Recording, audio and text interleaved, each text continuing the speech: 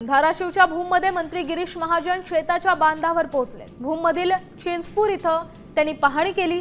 शेतकऱ्यांच्या बांधावर महाजन आल्यानंतर शेतकऱ्यांना अश्रू अनावर झाले। सरकार शेतकऱ्याला वाऱ्यावर सोडणार नाही असं त्यांनी आश्वासन दिले।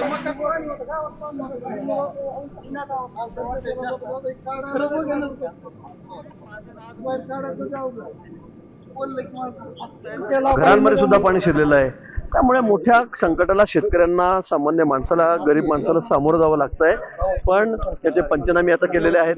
सरकार खंबीरपणे शेतकऱ्यांच्या पाठीशी उभा आहे, सर्वांच्या पाठीशी उभा आहे। त्यांचं जनावरांचं नुकसान झालं, अनेक ठिकाणी तिथे गावली आहेत, त्यांचाही मोबदला आम्ही देणार आहोत। निकषाप्रमाणे किंवा अजून मुख्यमंत्री काय निर्णय घेतील त्या मला सांगता येणार नाही, पण शेतकऱ्यांना आम्ही या ठिकाणी मदत करू। तो पुन्हा कसा उभा राहील त्यासाठी आमचा प्रयत्न असेल। मुख्यमंत्री महोदयांना मी सांगणार आहे, ज्या ज्या ठिकाणी अतिवृष्टी झालेली आहे, ज्या ज्या ठिकाणी पाऊस झालेला आहे, त्या ठिकाणी हाही विचार निश्चित केला जाईल।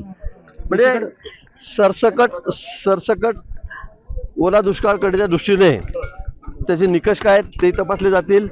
आणि खरंच पाऊस खूप झालेला आहे ही वस्तुस्थिती आहे, आणि म्हणून मला वाटतं सरकार अगदी योग्य निर्णय यासाठी सुद्धा घेईल। मला सुरुवात साम टीव्ही भूम।